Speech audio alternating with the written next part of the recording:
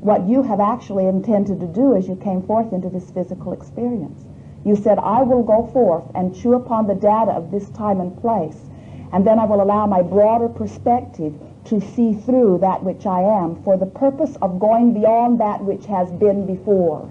It always intrigued me that they were allowed, Adam and Eve were allowed in the story to do anything they want. I mean, they had total liberty, except only one little thing they weren't allowed to do, and only one little thing they weren't allowed to eat, and they had to get to that almost instantly. They didn't last hardly at all before they were doing the only thing they weren't. They didn't even got to all the things they could do before they got to what they weren't supposed to do. Friend, your story is so distorted.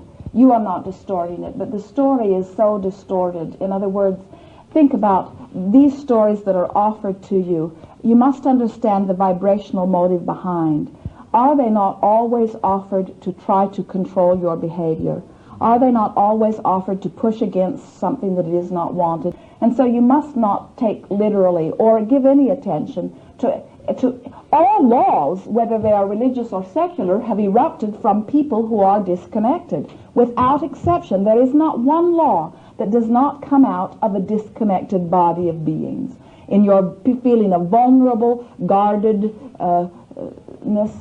you enact laws to try to protect yourself from what you do not want.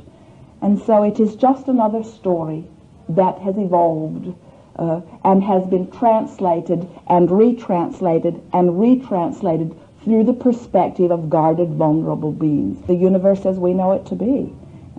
It is as wonderful or as awful as we as individuals perceive it to be. Because as we perceive, we vibrate, and as we vibrate, we attract and therefore create. That is why two people standing on the same street can have two entirely different experiences. The only thing that makes your experiences begin to merge and overlap is that you talk about them with one another. Your television has the facility to bring all of the trouble of the world. At one time, you were only aware of what was happening in your neighborhood. And so the proportion of negative and lack was not nearly as great as the proportion of what you were living. And in those conditions, it was much easier for you to give your attention to your life and live it. But today, all of the trouble of the world is condensed into a little capsule and brought right into your living room. And it is a very rare one of you who is able to vibrate in harmony with who you are with such a disproportionate amount of non-physical energy and awareness being brought into your experience. It is not a surprise to us that you become more vulnerable and more guarded. But then out of that, what happens? A very wonderful thing. Just as our friend earlier was describing that through his negative experience, he came to a clarifying awareness. Then all this negative experience that you are living can be serving to be very clarifying. In other words, we hear your world today speaking of wanting more harmony, of wanting greater awareness to humanity, of wanting an environment that is cleaner. In other words, out of this mass of negative is coming stronger and stronger one, because when you are asking the questions, that is how you begin to discover the answers.